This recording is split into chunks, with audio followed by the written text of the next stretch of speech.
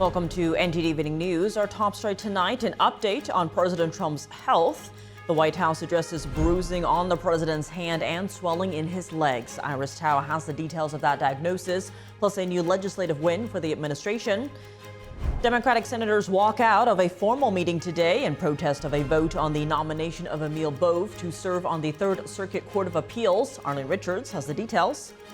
Congress inches closer to rescinding $9 billion in government spending after an overnight Senate session approved the cuts. Luis Martinez brings us the latest from Capitol Hill. Attorney General Pam Bondi visits Alcatraz Island in San Francisco. The White House says the administration is reviewing plans to reopen the landmark as a federal prison. Jason Blair reports. Today, lawmakers and people from all over are raising awareness about a global persecution. In the nation's capital, Jack Bradley shows us the resilience of the Falun Gong community.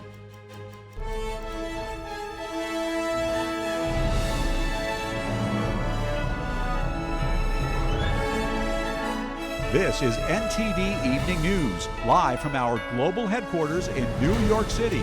Here's Tiffany Meyer. Good evening, and thank you for joining us tonight.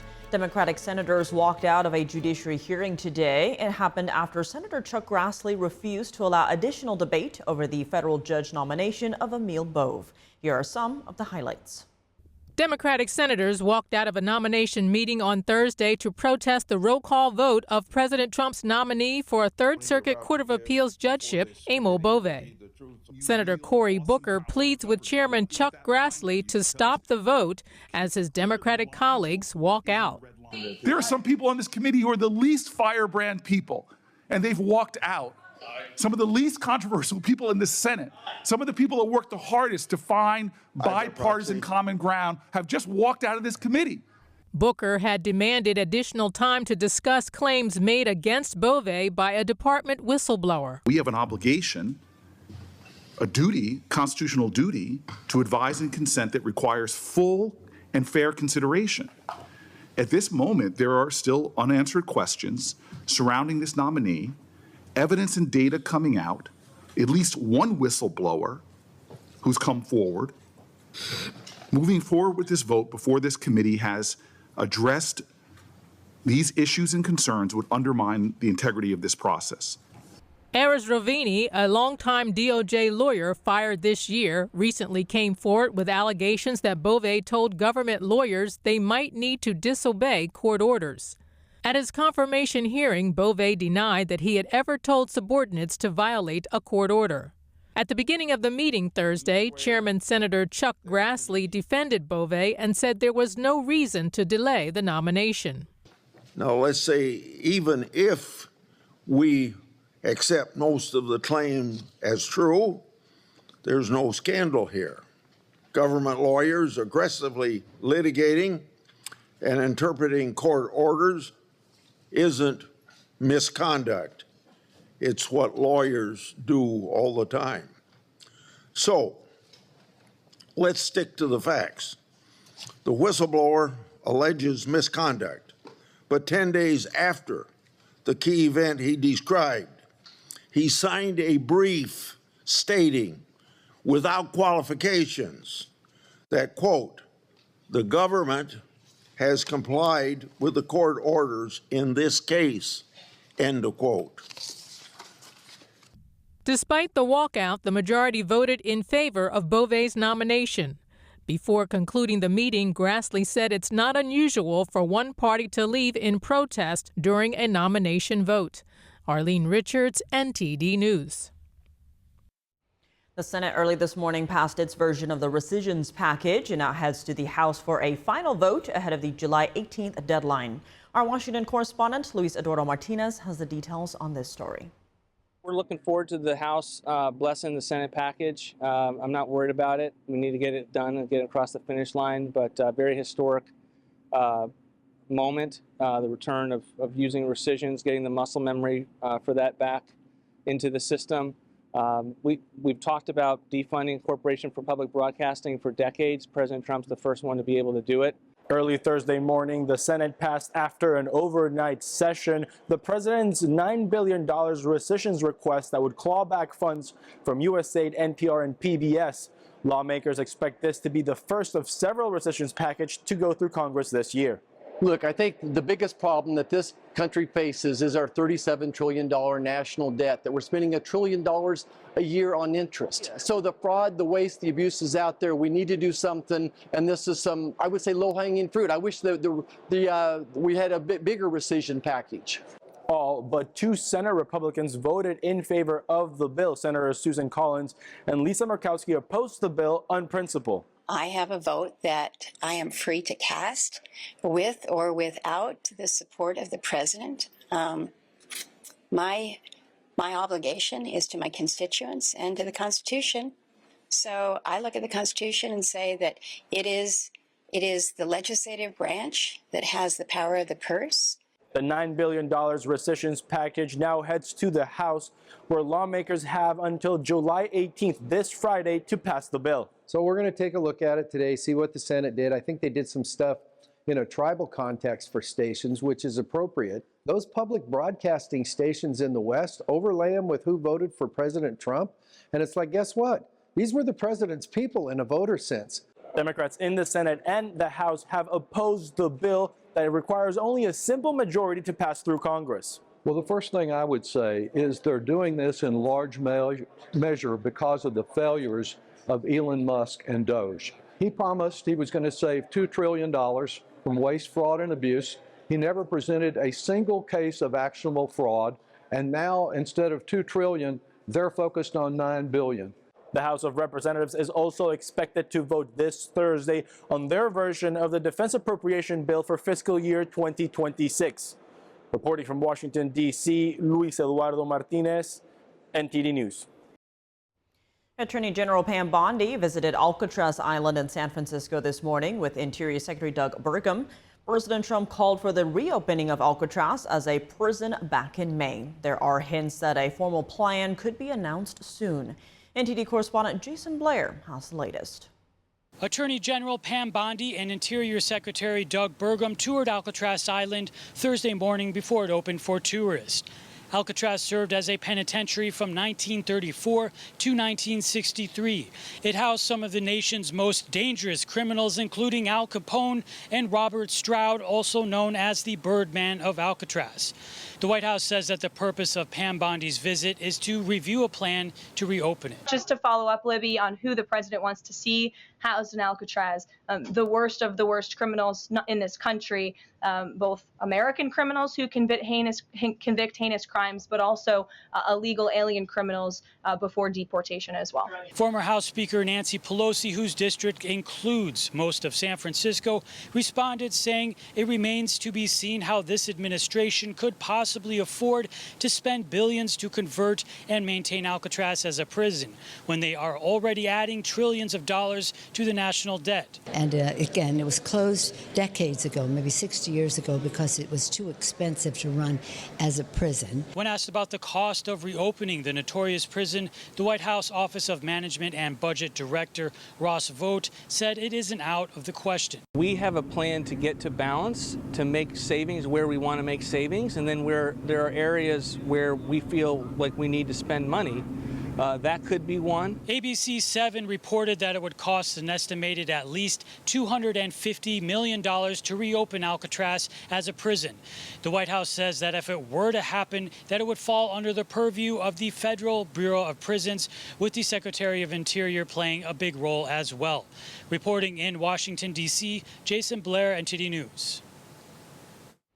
Amid speculation, the White House releases an update on President Trump's health. It's also touting a legislative win for the president on the crypto industry. NTD's White House correspondent Iris Tao has more. The White House says recent testing shows that President Trump is in excellent health. The health report, released in an effort of transparency, comes amid speculation over bruising that has appeared on the president's right hand in recent days, as well as swelling in his legs. In recent weeks, President Trump noted mild swelling in his lower legs. Venous Doppler ultrasounds were performed and revealed chronic venous insufficiency, a benign and common condition. The memo from the White House physician further notes that there was no evidence of deep vein thrombosis or arterial disease. It adds that no signs of heart failure, renal impairment, or systematic illness were identified. And the president remains in excellent health, which I think all of you witness on a daily basis here. Meanwhile, the White House touting the president's busy schedule this week, including on Tuesday when he traveled to Pennsylvania for $90 billion in new investments, and after which he came back to the Oval Office at 8 p.m. He went in there to whip votes to get the Genius Act signed into law. The House voted overwhelmingly on Thursday to pass the first ever major legislative overhaul of cryptocurrency regulations. It will make new rules for so-called stable coins, delivering a win for crypto companies. This piece of legislation is going to make America the crypto capital of the world, and that's what the president promised. The president will sign the bills into law on Friday afternoon. And in other news, the White House also announces that the president will travel to Scotland at the end of next week. Well, he'll discuss the latest trade deal and refine it along with UK Prime Minister Starmer. And later in September, the president and the First Lady will visit the UK again for an official state visit. Reporting from the White House, Iris Tao, NTD News.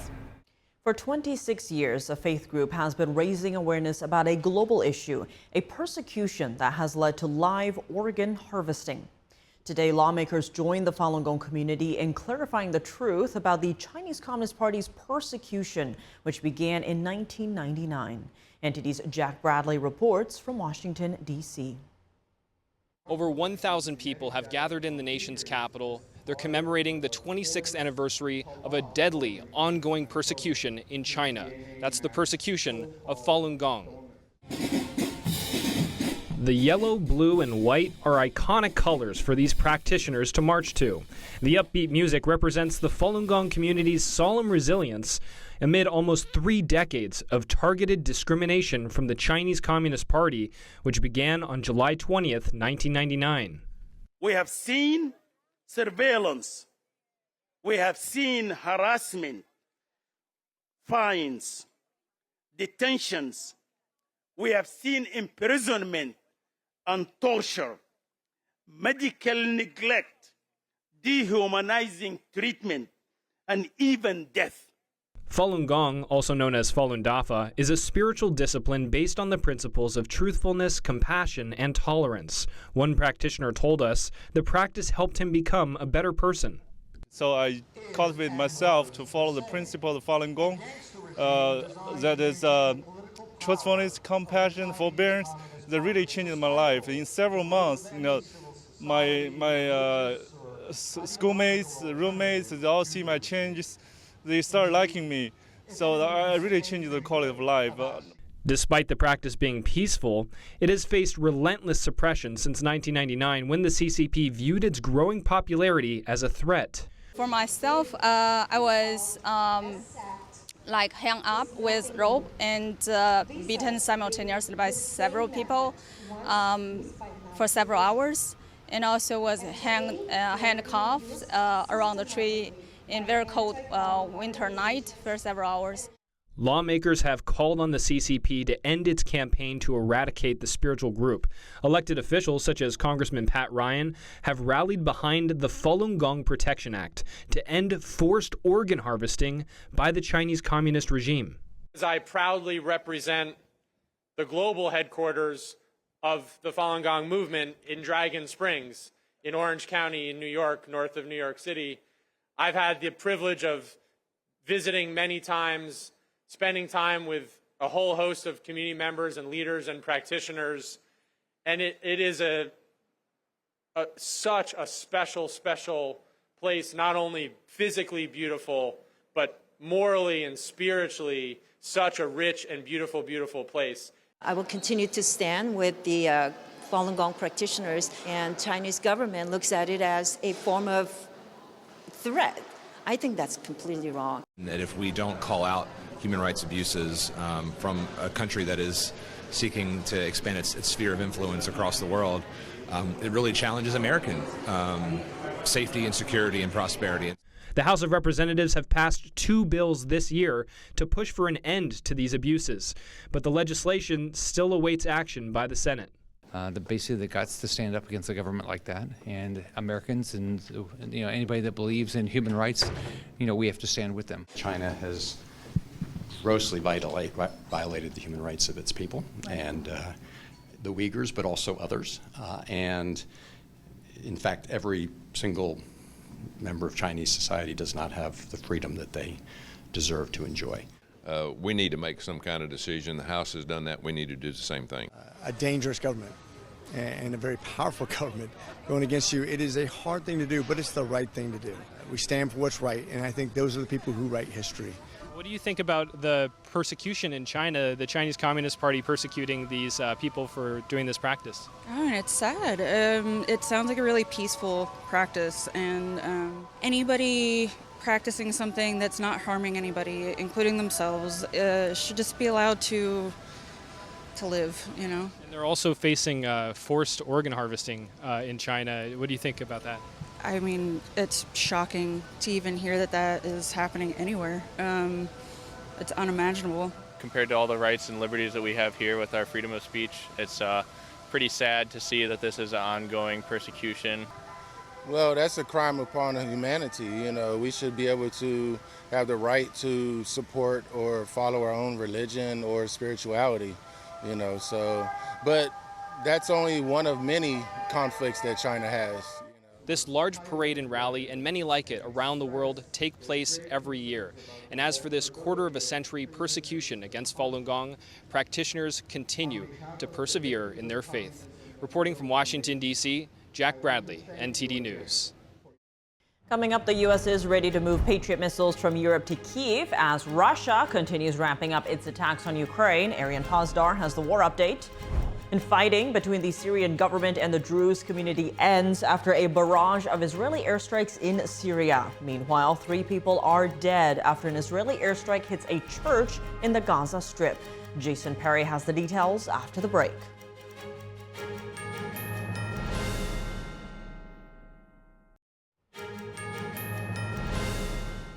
Welcome back. I'm Tiffany Meyer. A U.S. general says Patriot missiles in Europe are ready to be moved to Kyiv. Russia, meanwhile, keeps striking Ukraine as a U.S. special envoy continues his visit for a 3rd straight day amid the attacks. NTD's international correspondent Arian Pozdar has the war update.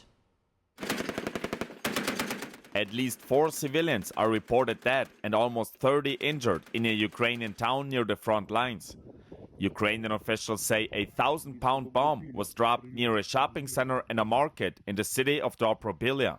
Ukraine's mobile air defense unit also says Russia is launching swarms of drones, which have become more difficult to shoot down. You will only take down, for example, 5 or 6 at most. If you manage to hit 2, that is good, but the rest will simply pass by. Amid the attacks, Special Envoy to Ukraine Keith Kellogg visited Ukraine's military training grounds on Wednesday, the 3rd day of his Ukraine trip.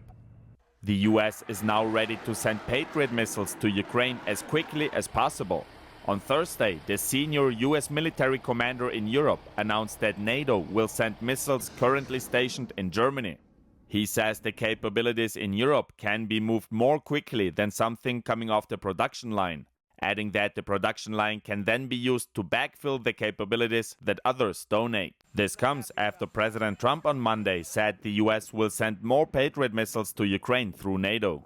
Trump also issued a 50-day deadline for Russia to strike a peace deal. Otherwise, any country doing business with Moscow will face 100% tariffs. On Thursday, the State Department was asked whether the U.S. thinks Russia will now change its course. Well, I can't read their mind. What I can say is that obviously they've expressed their displeasure with how things have been so far, which in part led to this new structure that we're looking at, including the 50 days. When asked about the deadline on Thursday, Russia said that it doesn't accept any threats from other nations. Arian Pozdar, NTD News. In the Middle East, Syrian security forces have withdrawn from the Druze area in Syria after fighting for multiple days. The decision comes after Israeli forces reportedly struck over 100 targets belonging to the Syrian government. NTD's Jason Perry has the details.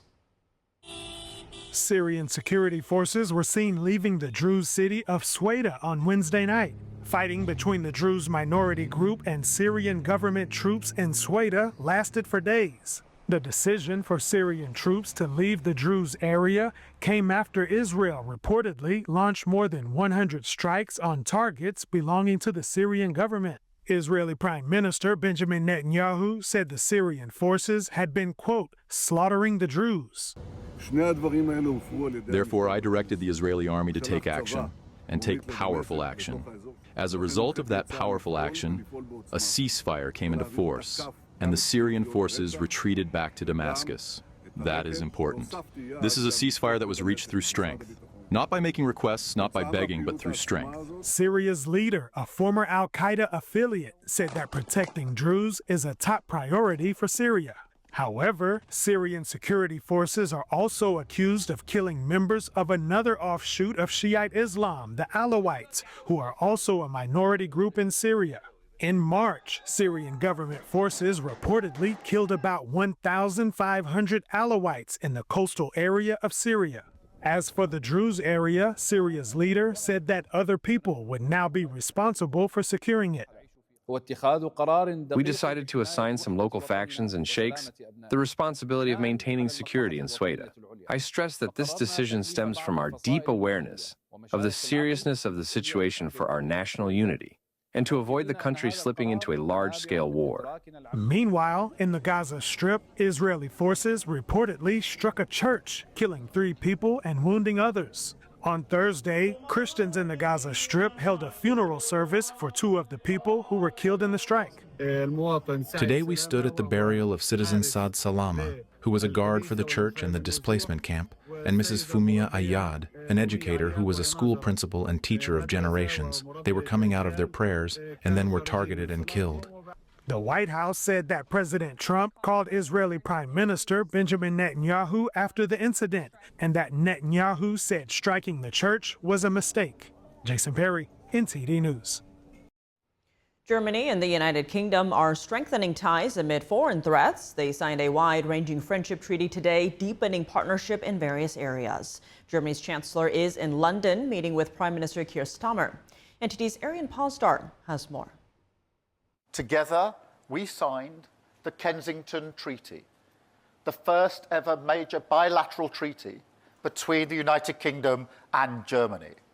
UK Prime Minister Keir Starmer praises a friendship treaty signed with Germany on Thursday. The Kensington Treaty includes a clause on mutual assistance. It builds on a defense deal agreed to last year that included the joint development of long-range strike weapons. Crucial for the UK, it also includes a pledge by Germany to assist in combating illegal immigration. And it aims to improve connectivity by establishing a new direct rail connection. It's an expression of our shared aims and values, a historic treaty, a statement of intent and ambition. German Chancellor Friedrich Merz is in England for the day to sign the treaty. It's his first visit as the German head of state. His trip is the latest international visit to the UK to help Starmer reset Britain's ties with the European Union. The UK left the bloc almost a decade ago, which Merz says he regrets a lot. Russia is shaking the foundations of the European security architecture, and transatlantic relations are changing in ways not seen for a long time. He added that under these conditions, it's crucial to secure freedom, security and prosperity in Europe. Arian Pastar, NTD News. Coming up, federal agents are on the hunt for a protester accused of opening fire during an immigration raid in California. Authorities are now offering a $50,000 reward for information leading to the suspect's arrest and conviction. Christina Corona brings us more from the West Coast. And President Trump signs a bill that strengthens penalties for fentanyl trafficking. How effective will the law be in stemming the flow of deadly opioid-related substances? And what would it take to secure China's cooperation on fentanyl? Retired federal agent Victor Avila joins us to discuss after the break.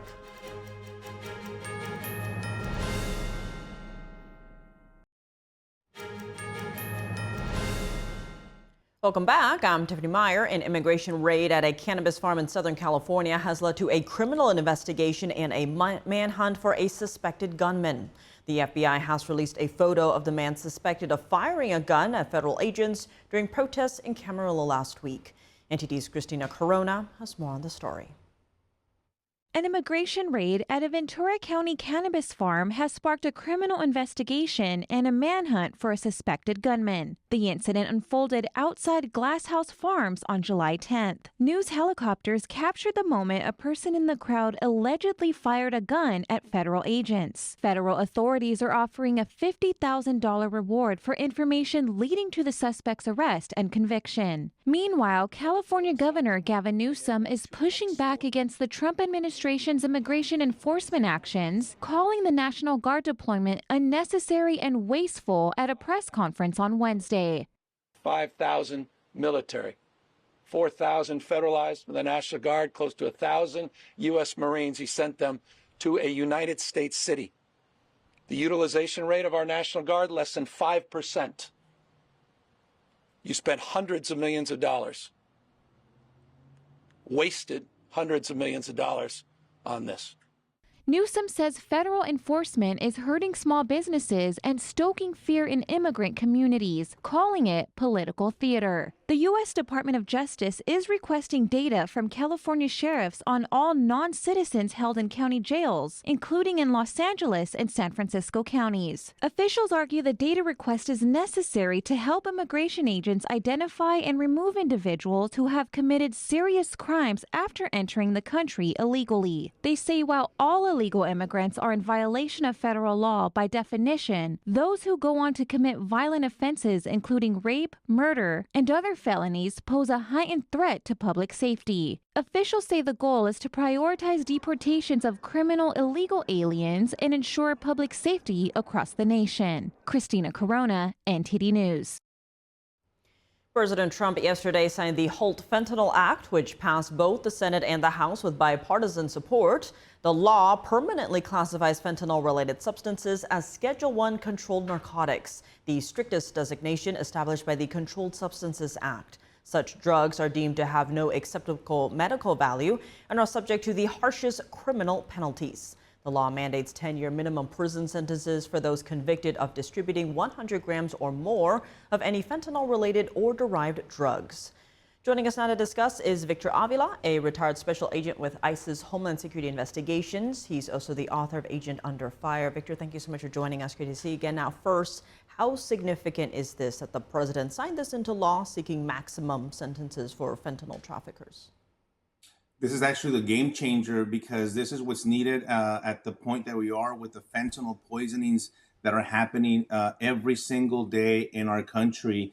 We're losing 22 students to this fentanyl poisoning dead a week. 22 students, and it's the #1 murder rate now amongst the 18-year-olds to 34. So it is a big problem, and fentanyl is still coming in, not as much as it used to, but it's still coming in the country. However, there's enough fentanyl in the country to kill us, all of us, twice over. So let's not forget about it, that it's still rampant around in our schools and universities, targeting our children with these counterfeit pills. And this law is going to go after these people that knowingly sell this drug that is killing our youth. So hopefully it'll serve as a deterrent when people start being convicted and punished accordingly to this new law.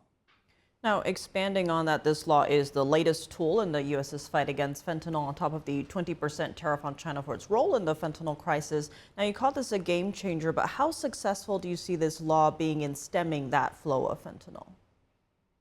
Well, you're right, because it actually goes down, and we're dealing with Mexico and China. This is the issue. The precursors and chemicals are still coming in through the Port of Manzanillo down in south of Mexico, and it's still an issue. It's still coming in. The cartels are still making these counterfeit pills, and it's very difficult. What you've seen lately is a lot of these seizures occurring, these large seizures, which is great to get this poison off of our streets, but it's also an indicator that it's when you see these seizures coming and occurring, that it's actually out there and readily available. But hopefully this law will stem and trickle down to what we're trying to do with Mexico and, of course, with China. The tariffs, obviously, is hurting them, and they need to kind of step up their game in their efforts to stop the flow before even it reaches our border. Now, the vast majority of the fentanyl precursors come from China, but the Chinese regime denies involvement, saying the U.S. has an opioid problem. But many note this is part of China's unrestricted warfare using drugs to kill Americans. As you mentioned, fentanyl is now the leading cause of death in Americans aged 18 and up. What would it take to get the Chinese regime to stop the flow of fentanyl across the globe and into the U.S.? That's a great question. That you're talking now major talks between heads of states, obviously President Trump here, because although they deny it, what we cannot deny is that they're actually coming into Mexico. There's a lot of corruption there. I never see a seizure of fentanyl down in that port that I mentioned. It always gets in, and either it's through sanctions, whether it's through tariffs. But we got to get the attention of China at this point. Something's got to happen, and we got to curb this to dismantle it. I know they accuse the United States, which is the truth. We are the consumer of these drugs. We do have a problem, but you're going to see that addressed heavily under the Trump administration, especially under the Office of National Drug Control Policy, ONDCP, our drug czar. You're going to see a lot of focus as well, not just on the enforcement of the border, but a lot of the issue that we have with the usage of these drugs to stop, first of all, to save lives, and second of all, to keep these kids from ever using to begin with. So there's a big effort here, cumbersome effort from very different angles approaching it. But I think China is going to be probably the key, including Mexico along with them. Now, on that China front, President Trump on Wednesday saying he expects China to begin handing out the death penalty for fentanyl manufacturing and distribution that ends up in the U.S. First, what do you make of that, and how likely are we to see that play out in China? Well, I guess I'll wait to see it if it happens. I mean, obviously, that's a very stiff penalty if that happens to come into effect. But to me is, I go back on my experience as an agent and what actually works as a deterrent or not. The death penalty, you could have that argument. Stiff penalties like mandatory 10-year sentences and others that I've seen been implemented throughout my career. And unfortunately, a lot of the time, there's still the recidivism of the crimes being committed because it really doesn't serve as a deterrent. Will this new one serve as that? I guess we'll have to wait and see, because that's probably one of the stiffest ones that I've seen. Now, as you mentioned, this is a multifaceted issue. There are the traffickers, the border, the social media presence, and of course the precursors from China. Now, recently, carfentanil is making headlines as it's used as an elephant tranquilizer and is 100 times more powerful than fentanyl. An amount similar to a few grains of salt is enough to kill and has been found mixed into pills that look like legitimate prescription drugs. Talk to us about this rise in deadlier and smaller substances, and what can people do to be aware and keep themselves safe? That one is a new one. It's being incorporated even in marijuana, cocaine, other drugs and recreational drugs that are being used. They're being sprinkled in there, and it's killing us. And if it doesn't kill the individual, it's a highly addictive drug. And I've seen some of these videos. I don't know if you had a chance to see them, but people basically become tranquilized and acting like zombies in the middle of the sidewalk. I've seen them in person. They look like the person has actually passed away, is dead, but they're still breathing. It's a horrible, horrible side effect. And it just goes to show that they're going to sprinkle and dirty up all these drugs to where it's no longer, recreationally safe to do it. Even if you're talking about marijuana, and a lot of people think that's safe, but it's not the same marijuana that it was back in the 70s or even 80s. It's very highly chemically enhanced, especially when it's added, other substances are added to these drugs. So anyone has a high risk of being exposed to some of these chemicals. Victor Avila, as always, thank you so much for joining us. Coming up in the WNBA, what's the status of Caitlin Clark after her latest groin injury? Dave Martin joins us to discuss. And there's evidence that plants and insects interact through sound. See what some researchers in Israel have found after the break.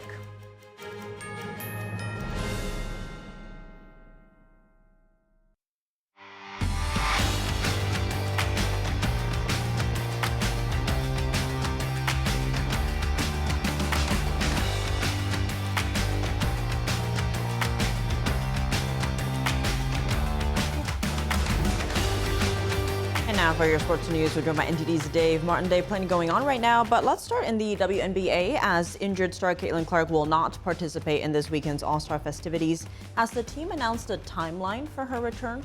Not really. They've just said she's day-to-day with this groin injury. It looks like she suffered that in Tuesday night's game. Now, she missed last night's game as well because of it. Actually, the 10th game she's already missed this season out of just 23 for her team. It's all been because of various leg injuries. I think she's had 3 different leg injuries to both different legs now. So it was not surprising that she also sit out this weekend's events since it's an exhibition. But it's a big loss for the league, of course. I mean, she was the leading vote getter for the All-Star game. It was going to be played in her team's home city of Indianapolis. She was also set to participate in the three-point contest. Now, she released a statement saying in part, "I have to rest my body. I will still be at Gainbridge Fieldhouse for all the action.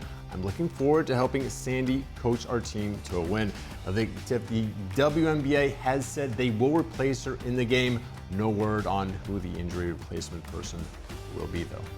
The eyes will be peeled. Eyes will be peeled. Shifting gears to boxing, though, 46-year-old Manny Pacquiao will unretire this Saturday for a championship welterweight bout. What do the odds makers think of his return? Yeah, Pacquiao is not the betting favorite to win against Mario Barrios this Saturday. Now, Barrios is a reigning WBC welterweight champion. Now, just FYI, welterweight is the 147-pound weight class. But Barrios is 30 years old. Pacquiao, meanwhile, is 46. I mean, most every boxer, of course, is younger than Pacquiao. Should Pacquiao, though, pull the upset, he would break his own record for the oldest welterweight champion. He did that at age 40. But of course, he has not boxed in nearly 4 years. Let's listen to what both fighters said in advance of this fight here last night. I'm gonna sure this coming Saturday is gonna be a good fight. And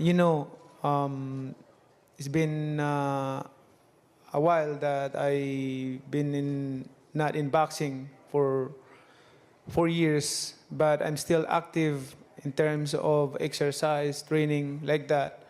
The fans might be worried about my condition, but that's what I need to prove it, that I'm not that kind of fighter that lazy or need to train, but I'm a fighter that I can work hard as I used to before when I was young and until now.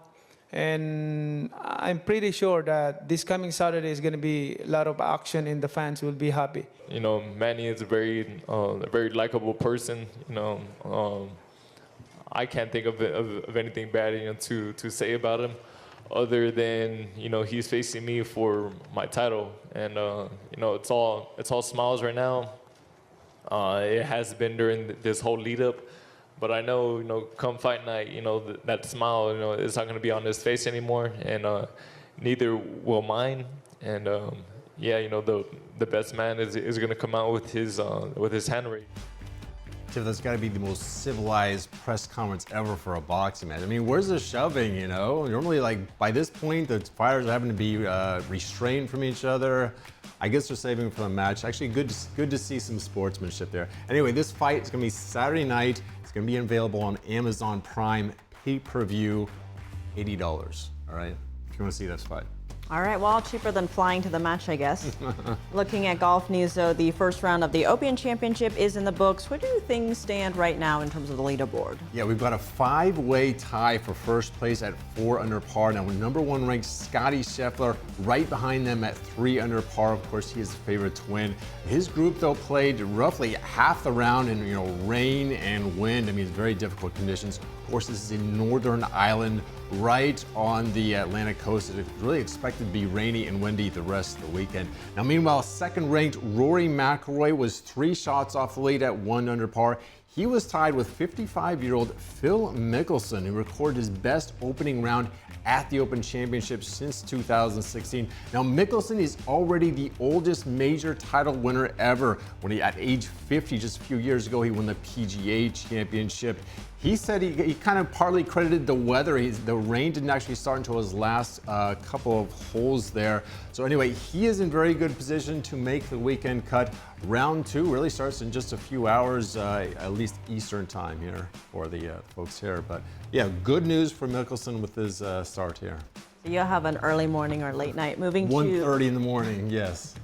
Moving to college football news, though, Missouri coach Eli Drinkwitz made headlines today, voicing his support for a playoff format that his conference peers do not support. What is this all about? Yeah, there's a proposal to move to a 16-team playoff field. Now, right now, it's at 12.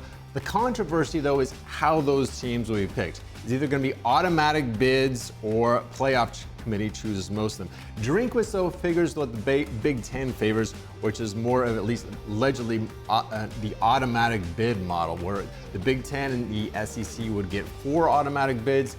The ACC and Big 12 would get 3. Meanwhile, one would go to a group of 5 team, and one would be an at-large, I guess, would be picked by the playoff committee. Now, most SEC coaches actually favor the 5+11 model, which is similar to what we have now. It's five highest-ranked conference champions and 11 at-large bids that we picked by the college playoff committee. He says there was a lot of complaining about all those playoff bids last year, so let's just eliminate that. In any case, though, there's a lot of arguing going over this right now. There's a lot of money at stake, obviously, and national championships are at stake. They have until December 1st to decide this, but they've only had the 12-team model for 1 season at this point. So it's funny, with a lot more money up for grabs, if they go to a 16-team, there's going to be plenty of discussion about that, apparently. I'm for the 5+11 model, by the way. I know you wanted to know that. Well, lots at stake for sure. Dave, as always, thanks for joining us. Thank you, Tiff. There is evidence that plants and insects interact through sound. Researchers at Tel Aviv University are opening a new frontier in the study of acoustic communication in nature. Take a look. New research suggests plants and insects are communicating through ultrasonic sound, undetectable to the human ear. That's according to a study published by researchers at Tel Aviv University, and opens a new frontier in the study of acoustic communication in nature. The study suggests female moths can detect ultrasonic distress signals emitted by dehydrated tomato plants, as shown by Dr. Ria Seltzer from the university's School of Zoology. We found that plants under stress produce these ultrasonic clicks. This is how it sounds like. Moths usually lay their eggs on tomato plants to provide food for their larvae after they hatch. By using an experiment using 2 healthy tomato plants, evidence suggests moths use the stress signals to decide the best place to lay their eggs. One is silent and the other produce stress sounds. And surprisingly, now they prefer to lay their eggs around this silent plant, meaning that they understand that this is a healthier plant than this stress-producing plant. The discovery could have implications for agriculture and pest control. Professor Lilak Hadani says it could open up possibilities for managing crop health and insect behaviour through sound. Now, we think that this is just the beginning. So many animals may be responding to different plants. Many animals have interactions with plants. We can think of herbivores, on pollinators, on frugivores, the ones that eat the fruits. Sometimes on predators of herbivores. All these animals may gain some information from the sounds of the plants. And that's all for today's news. For on-the-clock coverage, visit us at ntd.com/live or download our NTD app. Thanks for tuning in. I'm Tiffany Meyer. Good night.